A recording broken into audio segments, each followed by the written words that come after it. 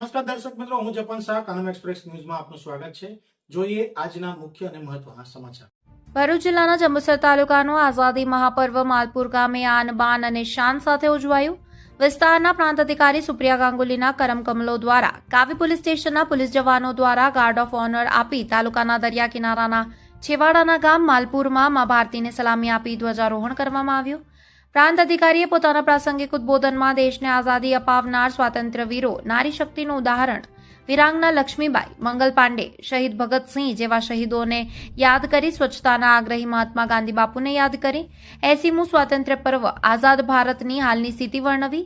દેશ અનેક ક્ષેત્રે અને વિકાસમાં ભરેલ હરણફાર માલપુર ગામમાં લોકો, વિદ્યાર્થીઓ, નાગરિકો, ખેડૂતો એક સંકલ્પ કરી ખેડૂતોને ઓર્ગેનિક ખેતી કરવા તરફ હાકલ કરી ગામમાંથી કોલેજનું ઉચ્ચ શિક્ષણ, ડોક્ટર, વકીલ, રમતવીર, નૃત્યકાર ઉત્પન્ન થાય એવી આશા વ્યક્ત કરી સ્વચ્છતા પ્રત્યે કટિબદ્ધ બની ગામવાસીઓને નેમ લેવા કહી દેશના કલ્યાણ અને હિતમાં વિચારી શિક્ષણ, આરોગ્ય અને સ્વચ્છતા પ્રત્યે જાગૃત થવાનો નિર્દેશ આપ્યો. તાલુકા કક્ષાના કાર્યક્રમમાં પ્રાથમિક શાળાની લેબ આશરે 1 લાખની સર્વ શિક્ષા અભિયાન દ્વારા મળેલ, જેનો શુભારંભ અને વૃક્ષારોપણ પણ પ્રાંત અધિકારીના કરકમલો દ્વારા કરવામાં આવ્યું. આ ભવ્યાતિ ભવ્ય કાર્યક્રમમાં માલપુર ગામના સરપંચ વિજયભાઈ પરમાર સહિત ગામના આગેવાનો, અગ્રણીઓ, ગામની જાહેર જનતા, પંચાયત સભ્યો, જંબુસર મામલતદાર, તાલુકા વિકાસ અધિકારી, કાવી પોલીસ સ્ટેશનના police inspector, police sub inspector, તાલુકા પંચાયત પ્રમુખ કિરણબા યાદવ, તાલુકા આગેવાન સંજયસિંહ યાદવ, તાલુકા શિક્ષણ અધિકારી, તાલુકા આરોગ્ય અધિકારી, વન વિભાગના કર્મચારીગણ સહિત ઉપસ્થિતોએ દેશનું ગૌરવ એવા રાષ્ટ્રધ્વજને સલામી આપી દેશ પ્રત્યે પોતાની ફરજ અને ઋણ અદા કર્યાના સમાચાર પ્રાપ્ત થયા છે. રિપોર્ટર રમેશ પરમાર, જંબુસર. લોકોને વિચાર આવ્યો કે સ્વતંત્રતા હોવી જોઈએ, વાણીનું, વર્તનનું, ધર્મનું, મારે જે કરવું હોય હું મારા દેશમાં કરી શકું, જે જગ્યાએ મારે વસવાટ કરવો હોય વસવાટ કરી શકું, એવા ઉત્તમ વિચારોની સાથે જે લોકોએ પોતાના જીવની આહુતિ આપી, શહીદી વહોરી, એ તમામને આપણે સતસત નમન કરીએ છીએ. કેટલાક અમૂલ્ય વિચારો જે આપણે દુનિયાને આપ્યા છે, એમાં મહાત્મા ગાંધી આપણા રાષ્ટ્રપિતાની વાત કરીએ તો એમણે જે સત્ય અહિંસાની જે વાત કરી, એ આખા વિશ્વએ આજ દિવસ સુધી એનું મહત્વ સમજે છે. આજના આ વિકસિત દિવસમાં પણ, દેશમાં પણ ગાંધીજીની વાતોને આપણે રોજબરોજના જીવનમાં ઉતારીએ તો આ સ્વતંત્રતાને સાચા અર્થમાં માણી શકીએ છીએ. 80માં આજના સ્વતંત્ર દિવસે, જે 2026 છે, જ્યારે આપણે 2047માં જઈશું ત્યારે આપણો દેશ 100 વર્ષનો થશે. 80 વર્ષના આ દેશને આજે પણ વિશ્વના દેશો યુવા લોકશાહી દેશ તરીકે ઓળખે છે. આપ વિચારી શકો છો કે લોકશાહી આપણી સાથે, આપણી આગળ પાછળ જેટલા દેશોએ સ્વતંત્રતા મેળવી, બધાએ પ્રયત્ન કર્યો કે લોકશાહીને જાળવી રાખીએ, એના મૂલ્યોને સાચવી શકીએ, પણ આપણો એક દેશ એવો રહ્યો કે જેણે બધી મુશ્કેલો અને સમસ્યાઓની વચ્ચે આજ દિન સુધી લોકશાહીને ટકાવી રાખી છે. આજનો દિવસ જેનો થીમ છે યુવા શક્તિ, 2047નું વિકાસનું સપનું. ભારતના દેશમાં 70% વસ્તી જે 18 થી લઈને 50 વર્ષની છે એને યુવા કહેવાય છે. જો એ પોતાના દિવસનું 1 કલાક પણ દેશ માટે વ્યતીત કરે તો 2047માં વિશ્વની મહાસત્તાઓમાં ક્યાંક ને ક્યાંક ભારતનું સ્થાન હશે. આજના દિવસે આપણે વાત કરીએ તો સ્વતંત્રતા શું છે. જ્યારે તમારું નાનું બાળક તમારી પાસે આવીને પોતાની મનની વાત કરી શકે છે, ત્યારે એવું સમજે છે કે હું મારા પરિવારમાં એકદમ સુરક્ષાની સાથે મારી વાત મૂકી શકું છું. એ જ બાબત આપણને લાગુ પડે છે. તમે જે દેશમાં રહો છો એમાં તમે વાણી, ધર્મ, શિક્ષણ દરેક બાબતમાં સ્વતંત્ર છો. આ સ્વતંત્રતા ઘણી જ અમૂલ્ય છે.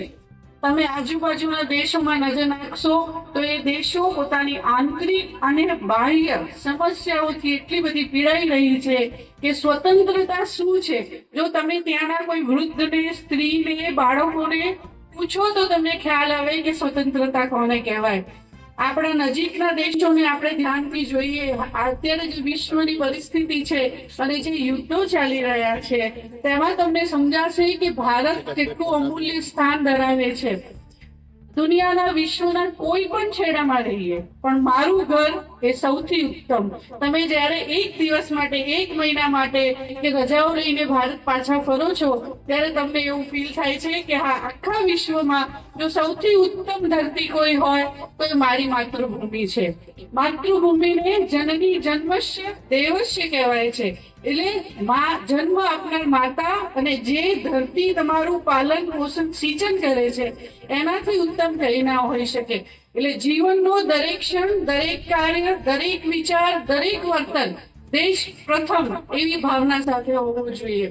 આજના આ ગામમાં મારે કેટલાક પ્રકલ્પો આપને સૌને આપવા છે.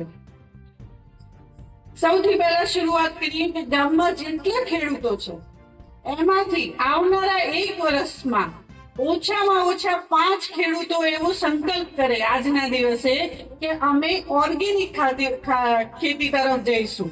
હું જે બી પકવીશ એ જૈવ બાયોકેમિકલ ફ્રી, કેમિકલ ફ્રી ઉત્પાદન કરીશ.